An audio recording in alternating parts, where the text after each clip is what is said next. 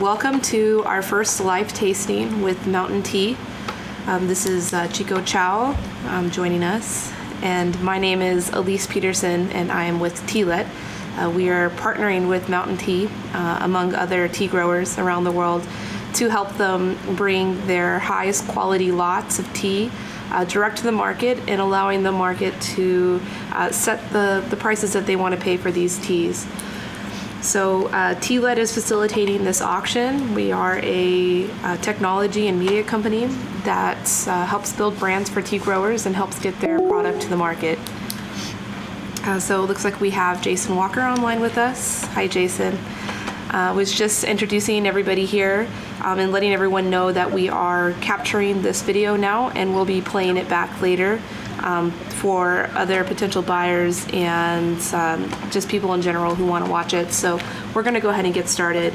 Yeah, I just wanted to introduce how this auction is going to work. This is the first one for us to try out, so we do have a lot more to learn, but we will have a sampling period open for about 2 weeks where potential buyers can request to receive these samples and taste these teas. We also have a panel of tasters, 3 of which are industry influential tasters that will be adding their notes on these teas, and that's Jason Walker here with Walker Tea Reviews is one of our tasters, as well as Tony Guley from the World of Tea and Kevin Rose. Not so much a tea industry person, but definitely an influencer in the market. So the first tea that we're going to be tasting is from Mountain Tea, and I suppose I'll let Chicco introduce the tea since it's his family's tea and he knows the best about it. Chicco, if you can just do a very general introduction of this lot that we're tasting. Okay. This is the FengHuang GuiFei Lot number 61512. It was picked in June 15 of 2012. Elevation 1,500 meters in central Taiwan, and the cultivar is Qingxin Oolong. Can you hear me? Okay, great. Okay, so I'm just gonna introduce the cupping standards that we're using here at Tealet. Again, these were recently adopted by us to use. There are no nationally recognized standards for cupping teas and evaluating qualities, so we're kind of starting from scratch here, but it's kind of a hodgepodge of standards from other countries that have adopted their own standards, as well as ISO standards on how to brew the tea. So the link, I'm gonna share it, well, yeah, so I'm going to screen share here so we can look at, if you visit bit.ly/tea cupping standards, it will take you to the World of Tea's website here as cupping standards. You can look through here. It does have basic goals that we should see when we're evaluating the teas, standard preparation methods. So 2 here that are acceptable for use is trial by fire preparation. And this basically is steeping the tea to a very high degree, so you pull out all of the characteristics of tea and you can really evaluate its quality. The other is standard preparation, which is more what the consumer would actually be experiencing with the teas. So in our evaluations, either one can work, and we do know which method is used when evaluating the teas. And then on the bottom, we have the things to know, the quality of the leaf to evaluate, and then also some standard nomenclature for the flavor of the teas. Over time, we will be integrating these notes with more detail on our evaluation form so that we can start to evaluate the commonalities in these flavor notes that are seen between different teas. And then very soon we will start doing more quantitative analysis of these teas to see which one is which compounds that are evaluated from the teas are associated with different flavors. So now I'm going to turn off our screen share and we can start evaluating the teas. All right, Chicco, we're going to let you take over on evaluating the teas. We're first going to start with the dry leaf evaluation, and then we'll go into the first steep, the second steep, and then the third steep. And then we'll close out with a Q&A session afterwards. We'll allow Jason to ask some questions. And these will be applicable for potential buyers, questions that the market would want to know about the tea, specifically in regards to harvest and possibly varietal as well. Okay. Jason, you did receive a sample, correct? Right here in my hand, yes. Right, okay. So let's evaluate the dry leaf. First, let's take a big sniff of it, I guess.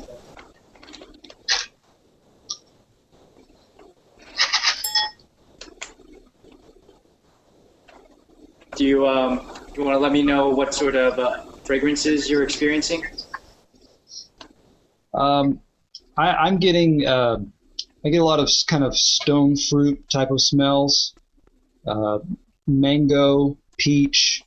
I get some roasted notes, either whether, to use my own terms, I would say, yeah, it's like there's a bit of a baked roasted peach. There's a bit of a nutty aspect, honey aspect. Yes. Initially, my first reaction was being familiar with some other teas. I said, this smell, if I were blindfolded, this would smell like a dansong that I've come across. Okay. I do see that. Yeah, you're right. I do get the stone fruit, a little bit nut. It was roasted actually. This appears to be maybe a 30 to 40% roast on this one. The oxidation on this should be pretty light. I don't know it off the top of my head, but it should be around 20 to 40. So pretty lightly oxidized also. Yeah, I get a little hint of maybe mint in there. Do you get that too? Oh, I didn't catch that. Okay.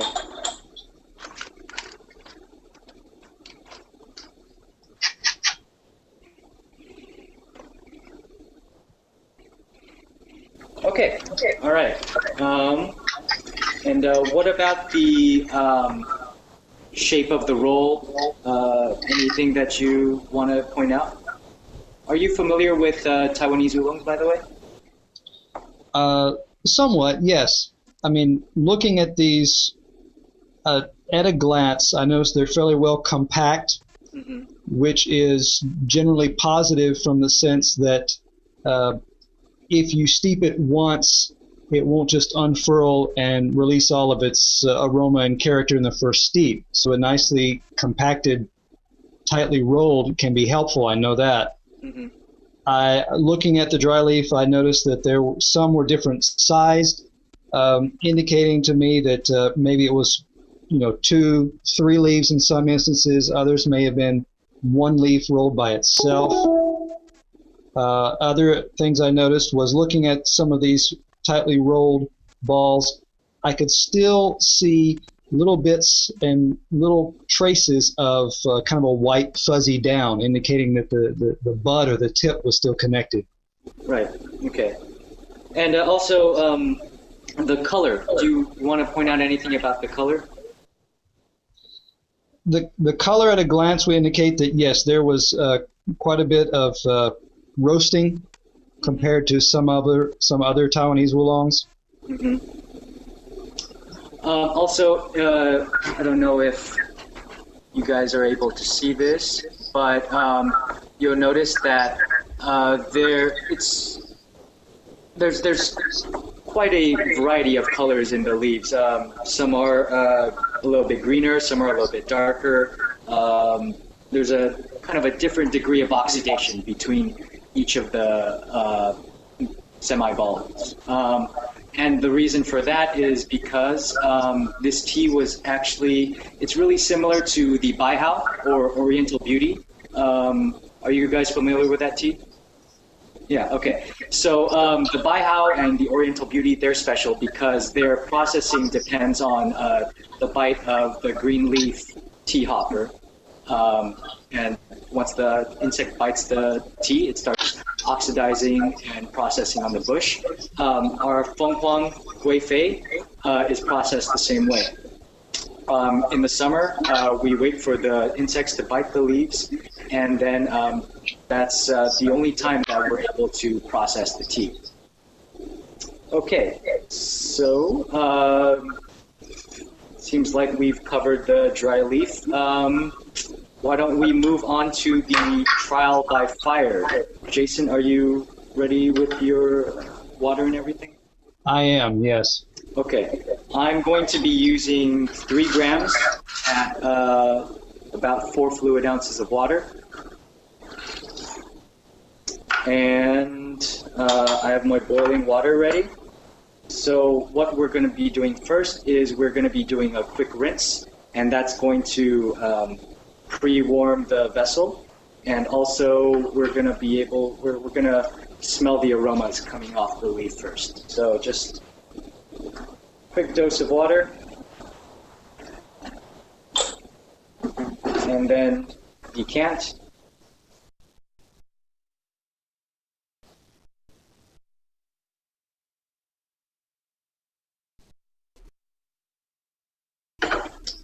And stick your nose in there real good.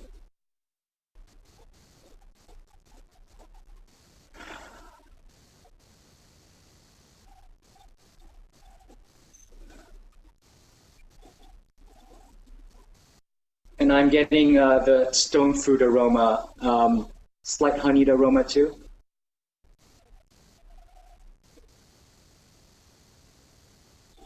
Jason?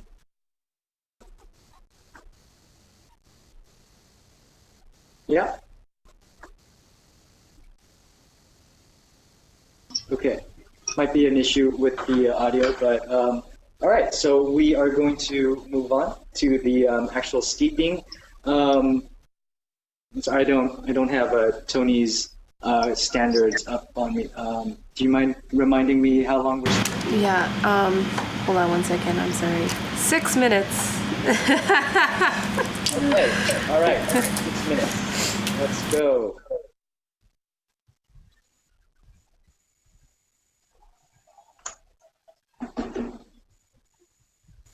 And get my timer ready.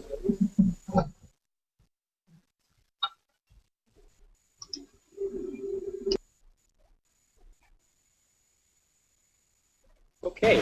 So while we're waiting, Chicco, perhaps you can give us a little bit more information on this specific lot, harvest date, the size of the lot, and maybe a story behind this specific lot.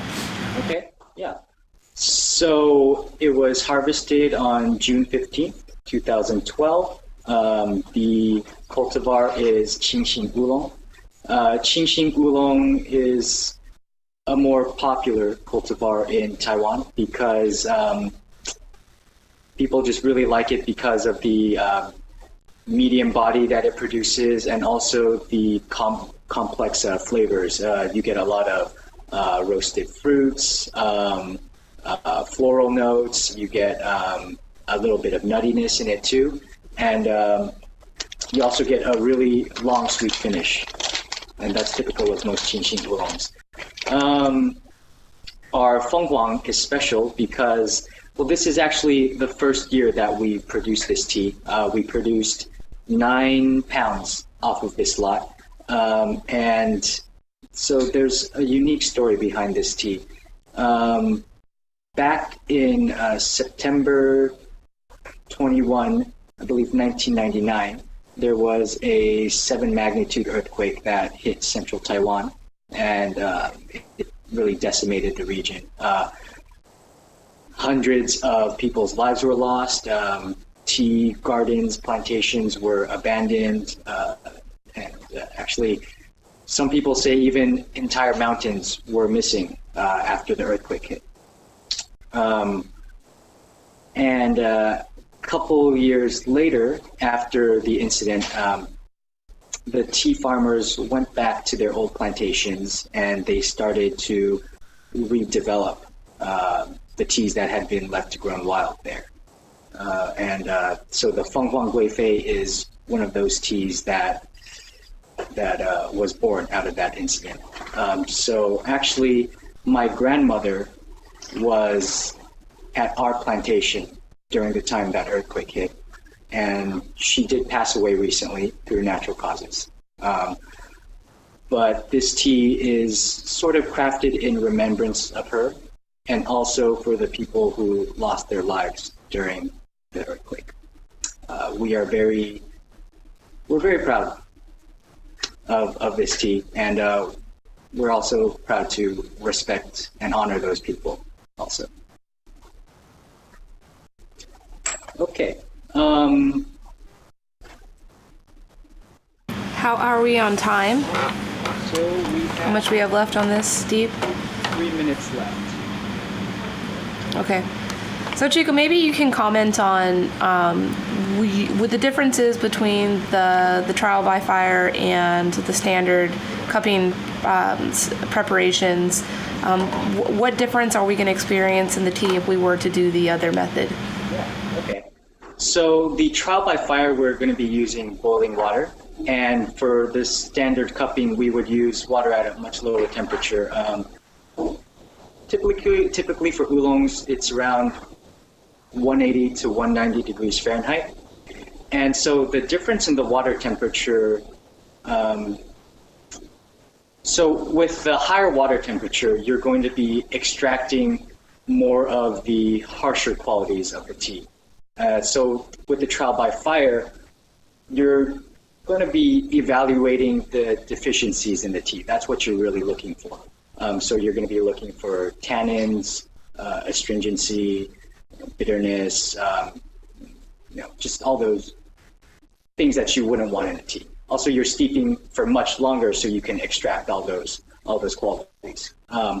But with the standard cupping, you're just really trying to make the tea shine. You want to try to bring out the best qualities and emphasize those. A question about your personal experience with steeping this tea. Have you found, for example, that it steeps well in a gaiwan versus an Yixing pot or other? Mm-hmm. For roasted teas, I tend to prefer Yixing pots.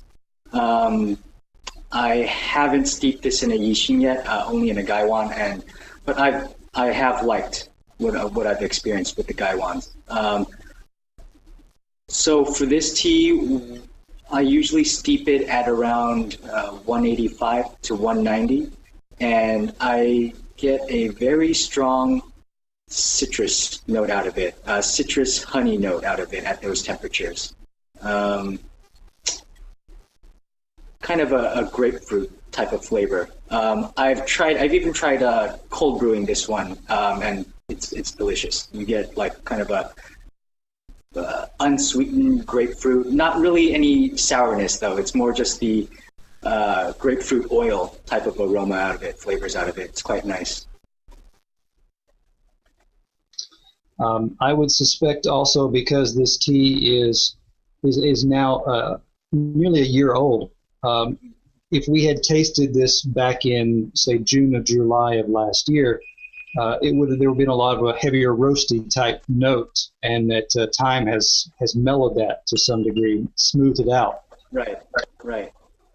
Well, my timer just went off. Do you want to decant?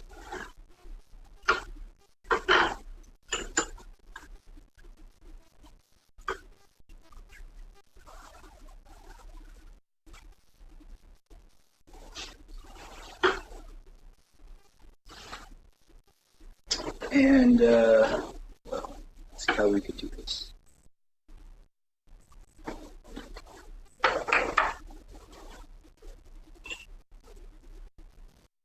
Okay, maybe show the.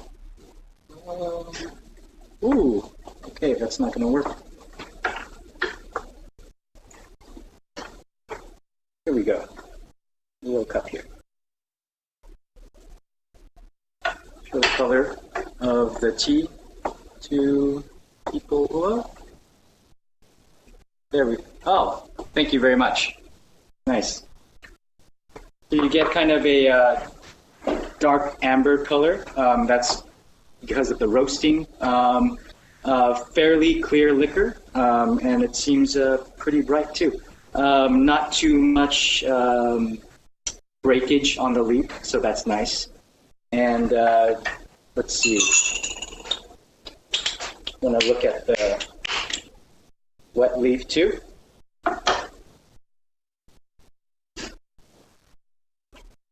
People can take a look at that.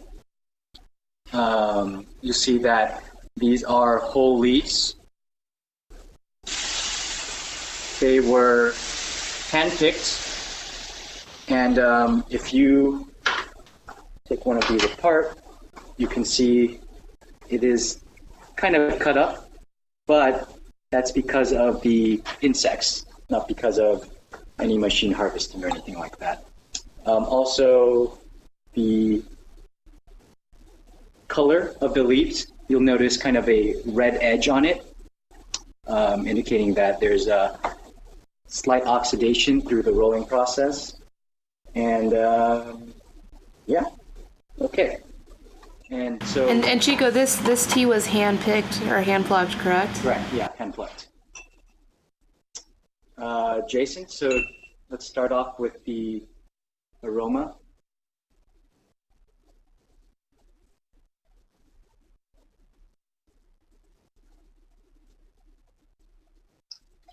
You know, I was using the descriptor of stone fruits and mango and peach, but you've put that word grapefruit in my head, and now I can't get it out. Yeah, there's this slight bitterness to the aroma, right? Kind of reminiscent of grapefruit, but it's not an unpleasant. It's not overpowering bitterness. Just kind of in the back there. Right. Yeah.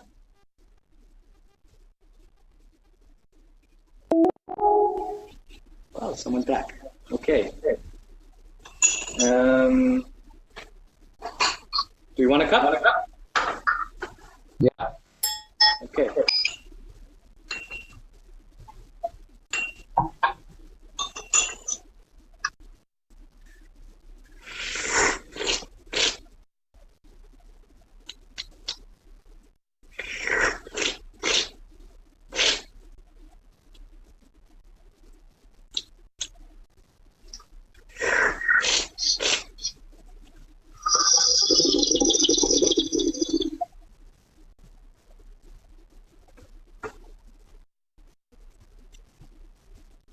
The roastiness definitely is there. A bit of smokiness in there.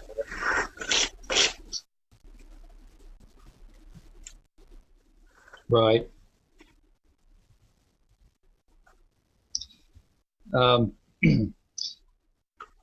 If I were a fan of Dansong teas, and you can come across a lot of Dansongs that people feel are too astringent or too tart. This one would be an interesting one for them because it offers some of the similar characteristics and yet is much smoother than those Dansongs can be. Okay. I get a little bit of I do get a bit of a kind of almost wintergreen type coolness, especially in the back of the mouth, in the finish more so too. I get a little bit of woodiness also. Yes. Anything about the mouthfeel other than smoothness? If I had to describe it, I would say this has more of a silken texture that sits, for me, sits on the top of my tongue more.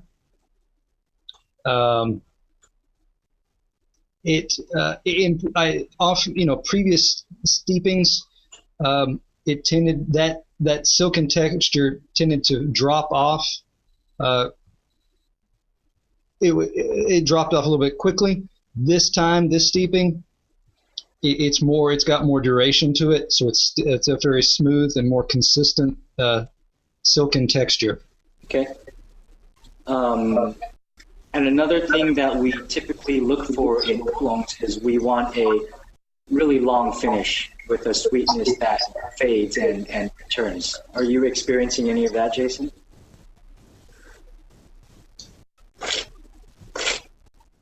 You smack your mouth and you get this kind of sweet stickiness kind of residing in the lower jaw, the back of the lower jaw here, underneath the tongue.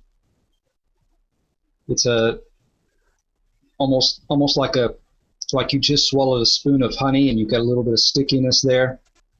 So you do get a sweetness and a kind of a buildup of that warm type of sweet texture or sweet feel in the mouth. Nice. Sounds awesome. Okay, and last thing I would say is, okay, so in Taiwan, sometimes when we're evaluating oolongs, we will take a sip and kind of swoosh it around in your mouth. And after you swallow the liquor, you exhale and see if you can capture any of those volatiles in your nasal cavities.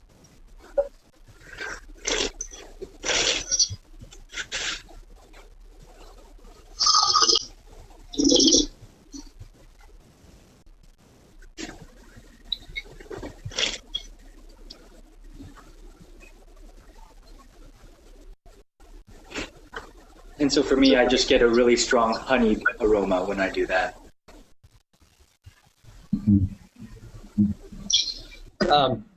Some of your previous comments, also you talked about how you tried to cold brew this. I think that this was interesting also because depending on the temperature at which you taste it, some of these characters can multiply or diminish. Mm-hmm. Right, yeah. I definitely noticed that at lower temperatures, it's a little bit more citrusy, and around higher temperatures, I get a little bit more of a stone fruit and honey type of flavor with it. Okay. Do you have any other comments, Jason or Louise? Question? Yeah, I'd just like to say that due to time, we're almost up to 6:30 now. So unfortunately, I don't think we're going to get to the other two steeps. But I think that this has been very useful activity here to taste the teas here with Jason, and we will be doing these tastings again.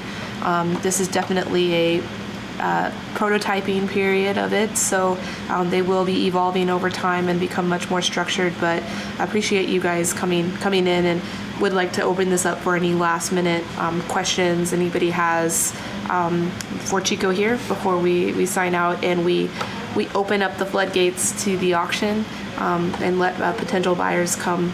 Any notes that you want to add about the tea to let people know a little bit more of why you think the market would enjoy this tea and it should capture a higher price in the market? Jason, are you all good? Yeah, no further questions really. I think this is one of those ones where, again, people who are looking for something that is in that Dansong type of taste realm, yet not, this one's much gentler, much smoother, and more rounded than a lot of the Dansongs that are available in the U.S. market now. So people who want those bold, like you said, those bold citrus, those bold stone fruit, but then they're easily scared off by astringency or bitterness. It would be a good choice for them. I just one more question thing I want to point out. So Jason, right now what I'm experiencing is right on the tip of my tongue. There is actually a lot of sweetness that I'm experiencing from the tea. Are you getting any of that right now? I still have the aftertaste in my mouth, and it is still sweet. I still feel a light coating on my tongue. More of the sweetness is still in the back of my mouth than it is on the front. Okay. All right. Okay. Well, that's great. Okay. Awesome. Hey Chico, you guys have a word for that sweetness in the back of the mouth, correct? Yes, it's called huigan, and literally that translates to returning sweetness. It's actually a quality that we look for in an oolong. It's a sweetness that fades and returns and fades and returns. For a high quality oolong, this will, last for a couple minutes to maybe even an hour after drinking the tea. Wow, great. Awesome. Well, thank you, Chico, and thank you, Jason, for signing in to our very first live tasting of a lot. We look forward to doing many more of these in the future with more of the growers and potential buyers, and really try to let the growers tell the story of their teas, especially the ones that they're the most proud of, and help them find the right home in the market. So we'll be keeping in touch with everybody. You can visit us at wholesale.tealet.com, and you can also find us from tealet.com. Again, that's like outlet for tea. So we'll be talking to you guys later, and thank you again. Have a wonderful evening. Bye-bye. Thanks, guys.